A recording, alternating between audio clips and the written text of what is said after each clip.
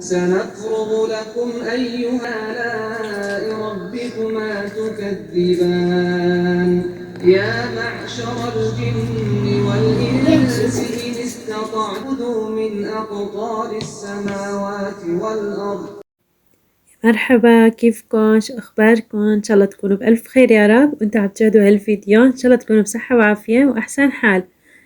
يسعد لي قلبكن، اشتقت لكم كتير ورجعت لكم بفيديو جديد، فيديو كله حماس وفيديو كتير حلو، بتمنى تتابعوه للاخير.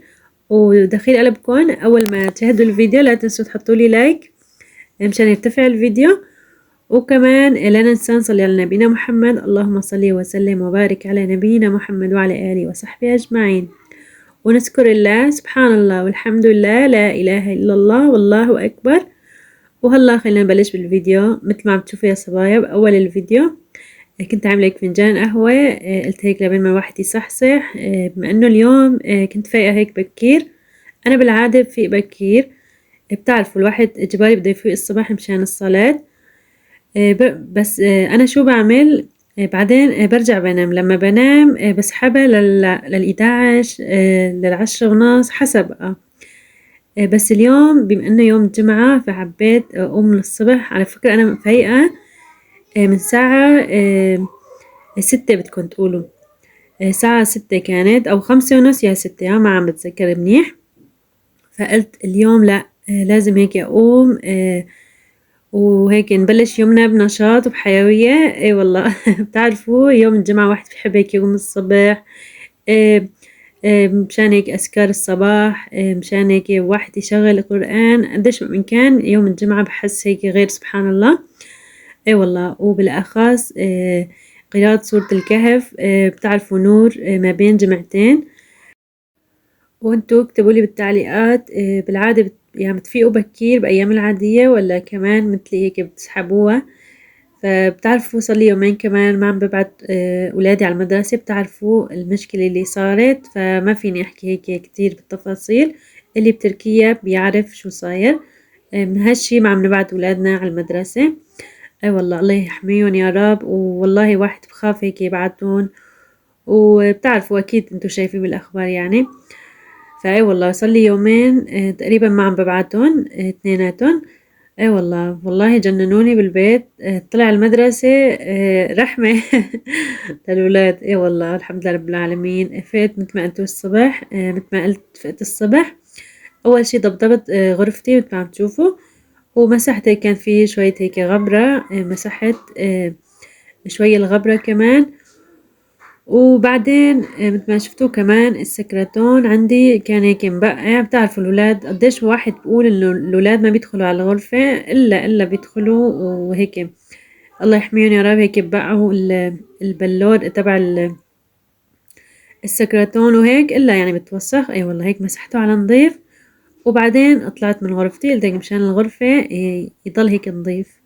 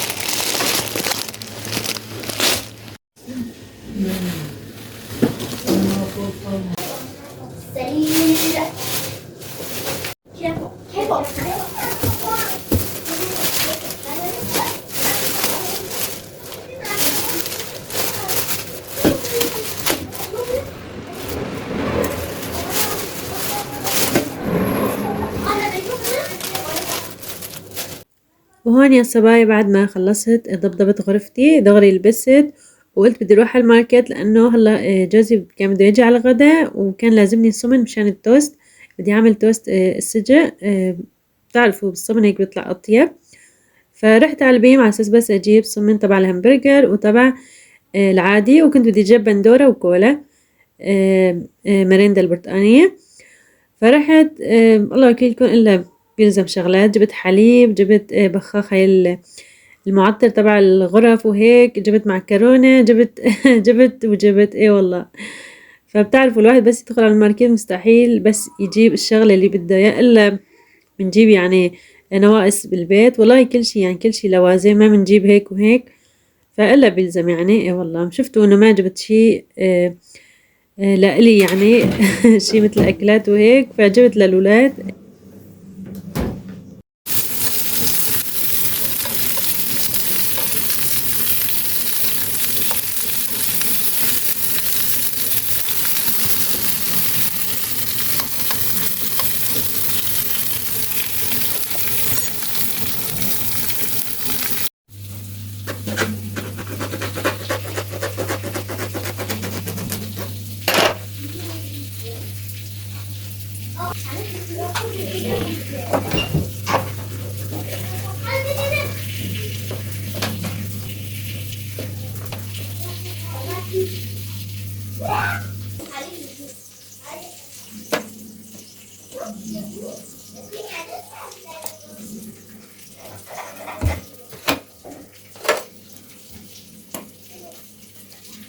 ويا صبايا، هاي سندويشة التوست بالجبنة عن جد كتير كتير طيبة. هاي شكل العلبة اللي ما بيعرفها بتلاقوها بالبيم.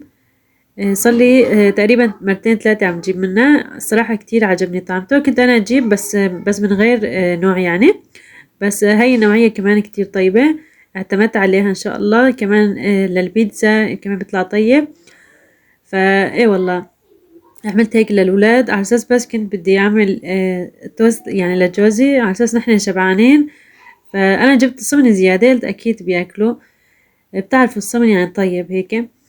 فجبت والله ما شاء الله اكلوهم كلهم، ما ضلت ولا وحدة. والله جبت 3 صمنات ما شاء الله، الولاد كتير يعني حبوها.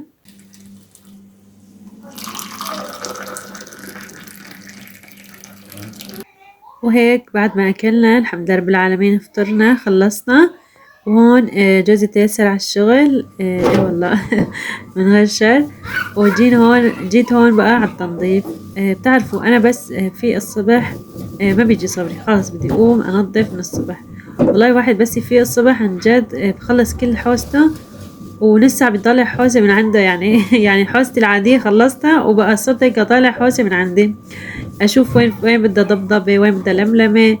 المهم بما انه فايقة بكير وفايقة، فهيك اول شي مسحت الفرن على السوا. بتعرفوا الفرن انا ما عندي مكان احط الفرن يعني، مثلا مثل خزن وهيك احطه فوق، فما في عندي، فاجباري بحطه هيك بالارض. فاجباري بتعرفوا الا بيتغبر بيتوسخ.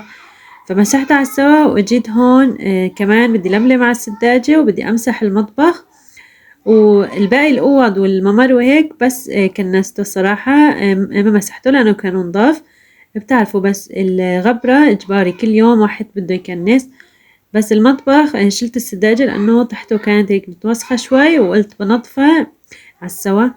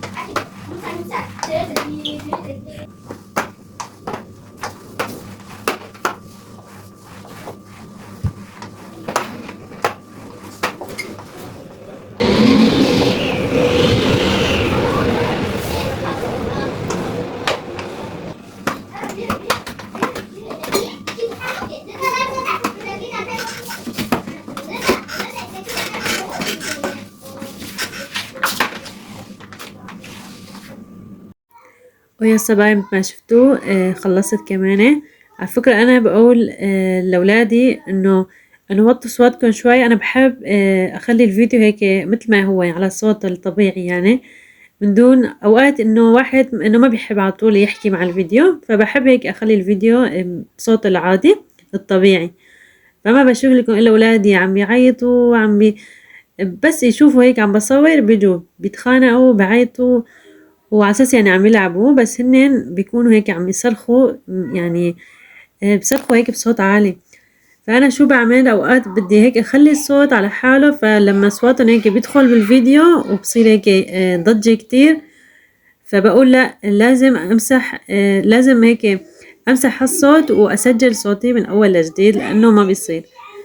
اي والله يا صبايا عن جد هاي الشغلة كتير يعني بتتعبني بالتصوير، لأنه قديش ما من كان قديش ما نقول إنه اسكتوا هيك بيضلوا ولاد وبيضلوا إلا بدهم يلعبوا. فما بعرف صراحة كتير هالشغلة الواحد هيك ما بعرف إذا أنتوا كمان بتتضايقوا من هالشي ولا لأ.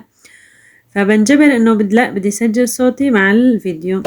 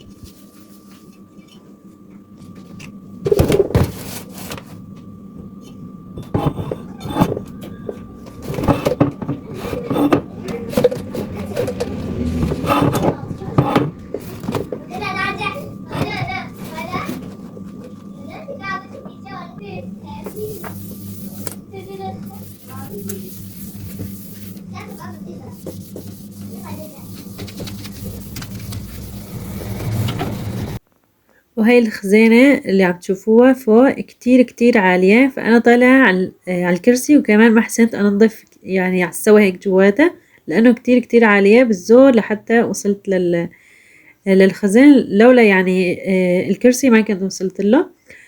فهي الخزنة اللي فوق فما كتير بستخدمها، بحط فيها الكراكيب اللي ما بدي إياها، مثلا الشغلات اللي مو لازمني بحطها فوق، مثل اللي مو لازم يعني. فأنا شفت فوق يعني في سطول هيك زيادة عن اللزوم، وفي شغلات بدهم كب، فكبيت اللي بدهم كب، والبقايا شفت هيك الطرميزات فاضيين، فقلت ليش ما بحط فيهم نعناع وهيك شغلات، فبما انهم تحت كتير هيك اخدين مكان على الفاضي، ففضيت اللي بدهم ضفطاية، وكمان مسحت الخزنة كتير منيح، وبس هيك خلصت.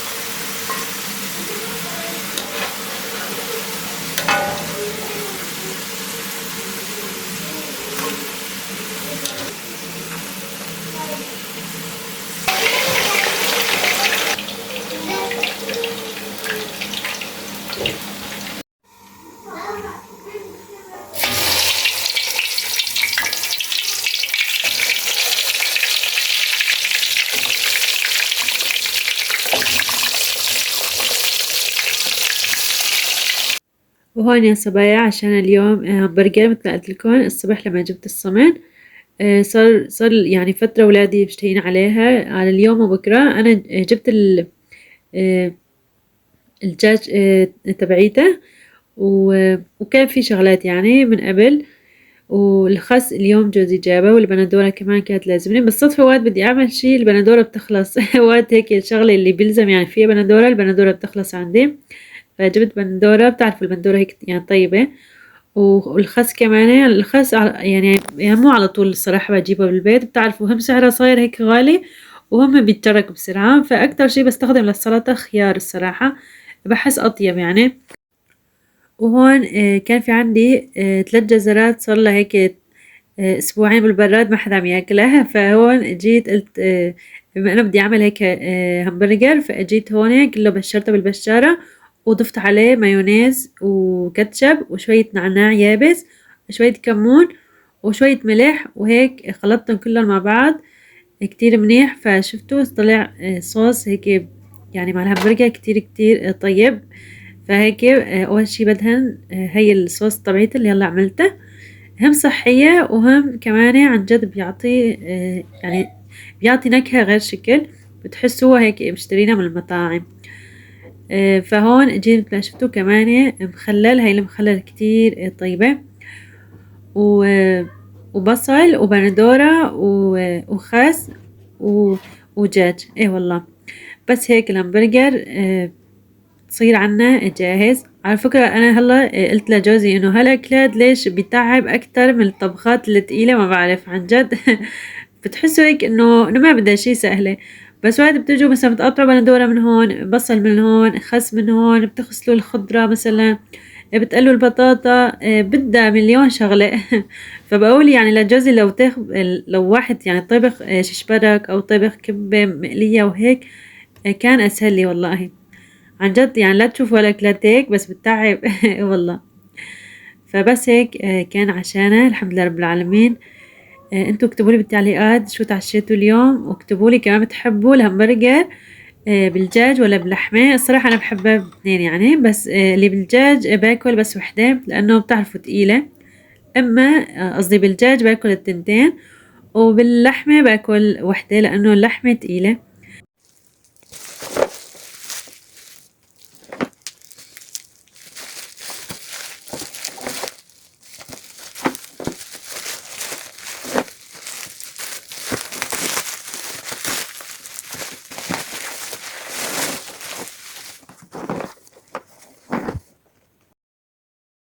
ويا صبايا هاي الإضاءة وصيتها من ترانديول، عن جد لما وصلتني ما بتصدقوا قديش انبسطت الصراحة.